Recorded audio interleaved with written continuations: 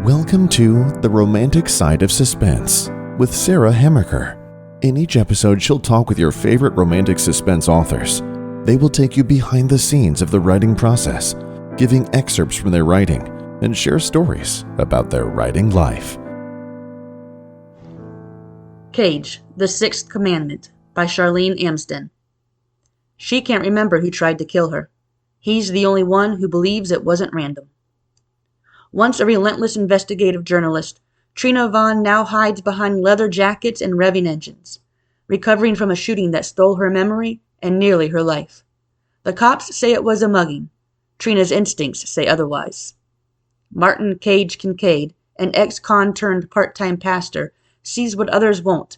This was no random attack. Someone wants Trina silent. Permanently. As danger closes in and memories surface, they must confront the past to survive the present. Trust is rare, but it may be the only thing that can save them.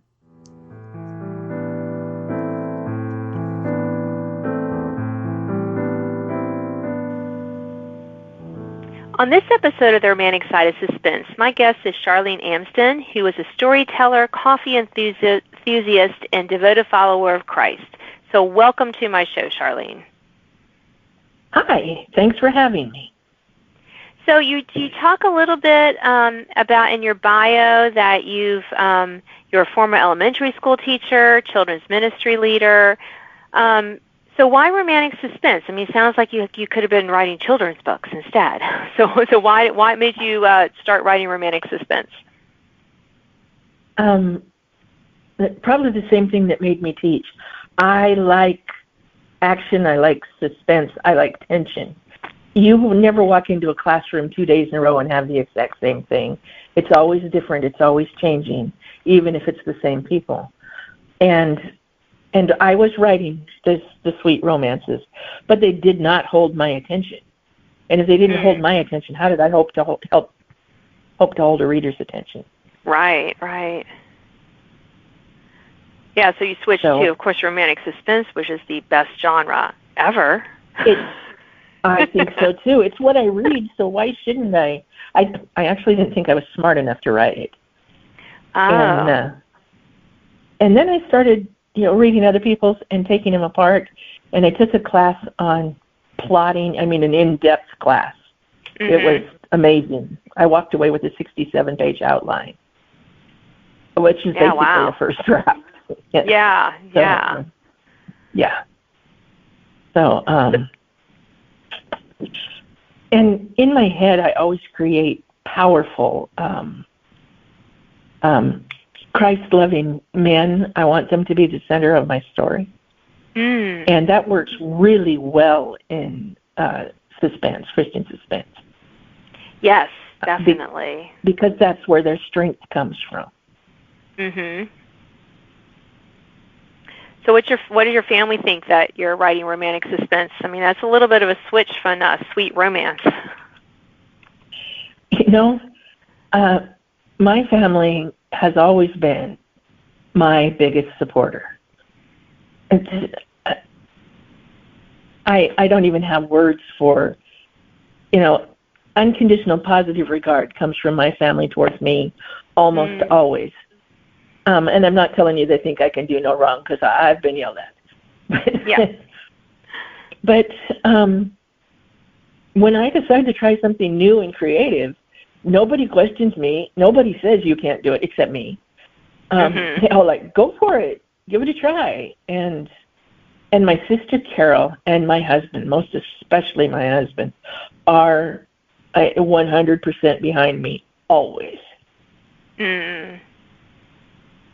Yeah, I think it's great when your family can support you like that. I know mine are very supportive of my writing, my husband, my kids, and and my mom, of course, is one of my biggest fans. And it's just really lovely to have that support. I know not every writer has that, so I definitely never take that for granted. Yeah, I know, and I feel bad for the writers who say, I grew up, my dad told me I couldn't write, not that I didn't have the talent, but he wanted me to eat. So things like that. My grandmother said, if you want to be a writer, please go to journalism school because I want you to eat. But it's not that they didn't believe in my talent or my ability to do it. They just weren't quite certain I was cut out for fame. And I wasn't when they were telling me that. I was 19. But, right. but I never quit. I never gave up. Yeah. So is that what you wanted to be as a child, and to be a writer? It certainly was. I wrote my first book at 6 years old. And when I was 7, my aunt gave me an Underwood typewriter. You know, one of those big old, it weighed more than I did. And I had to push so hard on those keys that my fingers hurt. But I banged out horrible stories on that thing for years. But I grew up and became an elementary school teacher because bills are a thing. Yes, yeah. But you're a writer now, so I guess your dream did come true. I didn't write my first book till I retired. I retired early. My husband said, why don't you stop teaching and start writing? Because I had been writing, of course, all along. He said, you're pretty good now. I think you should do this. Oh, so, well, that's lovely. Yeah, so what is one of your favorite ways to connect with readers? Right now, it's mainly through my newsletter. I answer anybody who writes to me, or I try to. If they just write something like that doesn't really require a response, I don't always answer because I get so many emails. But if they write to say, oh, you told this story in your newsletter and I can relate to it because of this, or I respond. And I have made some friends, people that I have known for 3 or 4 years only through my newsletter that I now consider friends. Yeah. And I am toying with the idea. I haven't quite wrapped my head around it, but of having like a monthly Zoom chat or something, just for my fans. I've not done a Patreon because I don't want to make people pay. Right. I want them to pay for my books, but I don't necessarily want them to pay for me. Yes, yeah. So I'm still trying to wrap my head around how it's going to work and how much it's going to cost me in writing time. Right, yeah. Yeah, there's always a trade-off between doing all these things and writing. So it's always good to keep in mind and make sure that we guard our writing time because that is valuable. Yes. And we have to do the other stuff, and we want to do the other stuff, but we still, if we're not writing books, then, you know. Right. And it doesn't have to be every month, maybe quarterly. I'm working on it. All right. Well, that's great. So speaking of writing, Charlene, what is absolutely essential for you to write? What do you need to write? The only thing I need to write, I prefer to have coffee. On my computer, I have to have I don't. Sometimes I use my phone. But the only thing I really need is I pray, I set my mind on what I'm doing and why I'm doing it and who I'm trying to honor doing it. And then I need a sense of security and peace. And that doesn't necessarily mean quiet. I go down to Jackson Beach and I write while there are kids running up and down the beach and dogs barking and people splashing in the waves. But I have a sense of peace there because of the ocean, because of God's beauty surrounding me, and because I am safe. There's nobody going to come up and in public and bother me. It's like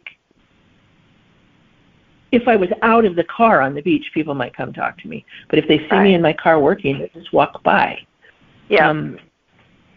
And like I've tried that in coffee shops, but my friends just come in and sit down. And I live on a very small island, so it's pretty hard to go anywhere without finding a friend. Right, right. But they know I go down there to write, so they don't bother me. So that's really all I need is the Holy Spirit and a sense of peace, my focus. Yeah. Focus is great. So what are characters? So romantic suspense, we put our characters through the ringer, and sometimes we have to kill them.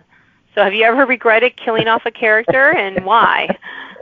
I have. I mean, I'll tell you, I've regretted killing off a character. I've actually had a reader say, why did you kill him? I'm like, I'm sorry, he had to die. One of my characters, I gave him a short story, like a prequel sent because he was older when he died, so I had one set when he was younger. I was like, Vera, I redeemed him a little bit. I know he dies. Well, I knew when I created this character that he was going. I mean, that was his purpose in the story. Mm-hmm. And I deliberately made him likable because I wanted the readers to care. Yep. But I may have done too good a job because my one of my critique partners was, "You did not kill him." No, and my other critique partner was like, "Well, of course she did. Didn't you see that coming?" And I kind of regret making him so likable. Yeah. And I don't know how other people are going to react because you know that if one person gets upset about it, there are 10 invisible people standing behind her. Yes, yeah, that is so true. That is so true. But I love it when a character dies and people like him or her, or they're a little. I love it when I get some emails like that because I feel like, oh, well, they're with me. They're seeing it and they're upset. That's okay, So and if he wasn't, because usually they kind of understand. Right. If he wasn't likable, what would be what would be the interest in reading the story and being worried? I mean, it's suspense. That's what we're supposed to create, right? Yes, yeah, exactly. Well, if he didn't die, then there wouldn't be any threat. And so, yeah, I'm holding my tongue because anything I say will be a spoiler alert. Yeah, no, that's I totally understand.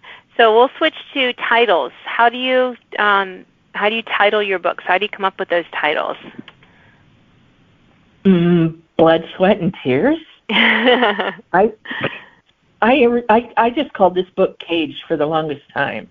Then when it came out to Cage, the Sixth Commandment, was because that same critique partner who said that she didn't like that I killed the person that died, said of the villain, "It serves him right. Thou shalt not kill." And when she said, "Thou shalt not kill," I thought the Sixth Commandment. And it was like I felt it inside of me more than in my head. It just, and then I'd been tentatively filling out series ideas, and as soon as that came to me, the series idea just opened right up, and I have more books than I'd originally planned, I think. So, for the series. Yeah, well, that's always good, right? It's always better to have more than less, so. Yes. And you don't always have to write them all. No. Of course. I learned from my early experiences not to set up the next book in the end of the first one because something happens and then you don't get to write that next book. For me, it was cancer. And 3 years later, I don't have that book in me anymore. I'm a completely different person. Yep. So, but I'm cancer-free, praise God. Yeah, that is a huge blessing, Charlene, a huge blessing. It is. So we have time we do. We never know what God is going to give us and what path we're going to take, and totally understand that. So we have time for one more question about how you ensure your books are accurate. So let's talk about that before we end our time together today. Research, of course. I have contacted police officers. I live on a very small island in the Pacific Northwest, and everybody knows somebody. So you just start asking, who knows someone I can talk to about this, if you want a real person. And one of my best friend's husbands is a police officer, so I just text him. The internet is a wonderful thing, but there's so much out there that isn't true. You kind of have to know how to separate the wheat from the chaff. Yeah. And my husband is a scientist, and research is practically his middle name. So if I can't find reliable information on something, or I'm not sure I've found reliable information on something, I just ask the scientist. And he comes up with it. And my fans, as they listen to your podcast, are going to laugh because my husband doesn't have a name. He is T.S., the scientist. And it isn't because they don't know his name. It's just what everybody calls him. Oh, that's funny, Charlene. That is funny. Well, thank you so much for being on my show. It's been a delight to talk to you about romantic suspense and your writing journey. So thank you again for sharing. Thank you for asking me to share. This has been awesome.